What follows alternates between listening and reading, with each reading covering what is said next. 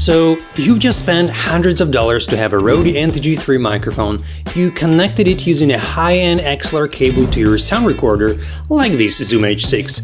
You recorded your voice, downloaded the file to your computer, dragged it to your timeline in Premiere Pro, and what you hear… sounds totally different from what you've heard in several YouTube reviews. Well, I have two news for you, good and bad one. Good one is that everything is fine with your microphone, and the bad one is that most probably the issue is you, or to be more precise, the timbre of your voice. But there's always a way to make it sound better, and this is exactly what we'll be doing in today's video.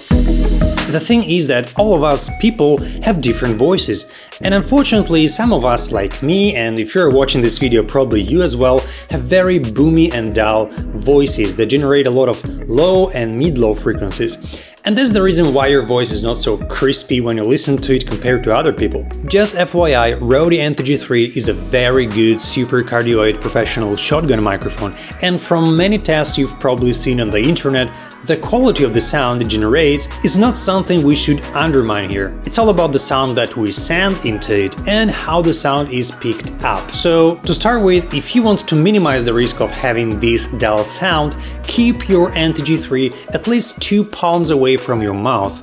The farther you are from the microphone, the less low frequencies it will pick up. However, at the same time, the farther you are, the more background noise your mic will pick up, as you'll have to increase the gain on your sound recorder.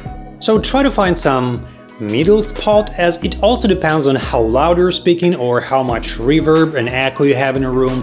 I have a lot, by the way. And once the sound is recorded, the next step is Premiere Pro, where we'll make some tweaks that will get our voice sound much better. Let me drag my audio from NTG3 as well as my video to the timeline. I will quickly sync both audio clips from the camera and microphone, and afterwards I'll remove audio from the camera, as I need only my NTG3 sound. Let me link them together, and now we are ready to go. If your voice is bright and clean, generally speaking, the sound will be great out of the box, and maximum what you eventually would need to add is an effect Multiband Compressor broadcast to make it even more crispy. But in my case, especially in this situation when I'm located in a big room with echo, I want to have my voice even more crispy, so I'll have to manipulate the frequencies a little bit more. So, for the purpose of this tutorial, I will not use this broadcast effect. In order to get rid of the dull bassy sound, we'll be adding different effects gradually, depending on how bassy and deep your voice is, so you can actually stop at any step. We'll start with adding the effect Graphic Equalizer 30 bands.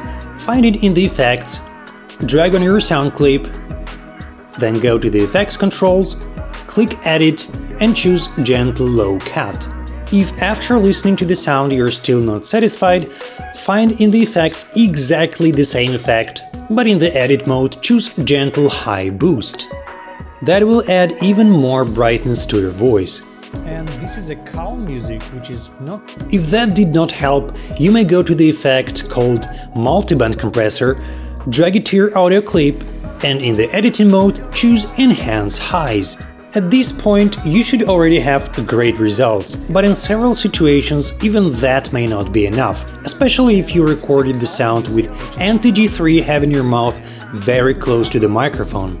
In this situation, you may find the effect called Bass. Drag it to your audio clip, and in the Effects Control menu, change its value to -4 or 6. After reducing so many low frequencies and enhancing the highs, you may experience some hissing.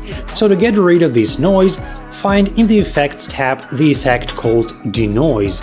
Drag it onto our audio clip, go to the Effects Controls, and in the editing mode, change the processing focus to the option Focus on higher frequencies. After that, change the amount value to 10% to not distort much of our highs. I don't suggest going deeper into reducing the frequencies. What we've done is already a huge change, and ideally, we don't want to get rid of all these beautiful frequencies range that Rode NTG3 is offering. But if you have a muddy voice, well, you should make it sound more clear. And the last thing that is quite important to do is to boost our sound to have its level somewhere between -1 and -3 decibels without peaking. As you can see, at this moment the sound level is pretty low, and it's dropping sometimes to even negative 18 decibels. To correct it, we'll use the sound effect called dynamics. And we will not drag it to our already overloaded audio clip, we will add it to the entire track where normally we will have multiple clips. To do that, go to Window, Audio Track Mixer. We'll see several tracks, but we need just the first one as our clip sits in the first row of our timeline. To add the effect, we would need first to click on this little arrow to expand the effects area. In the first empty space, expand the drop-down menu, choose Amplitude and Compression, and then Dynamics. Right-click and then Edit. First of all, we need to check what is the lowest sound level of our clip. As we previously noticed, the lowest level while I was talking was minus 18 decibels. Let's input this number into our threshold field under the Compressor tab and check it as active. Next field we need to adjust is Makeup. The formula of this value is very simple. You need to add to your threshold the amount around 5 or 7 decibels and input it to the Makeup as a positive number, getting rid of minus. So in our case, it's 13 decibels.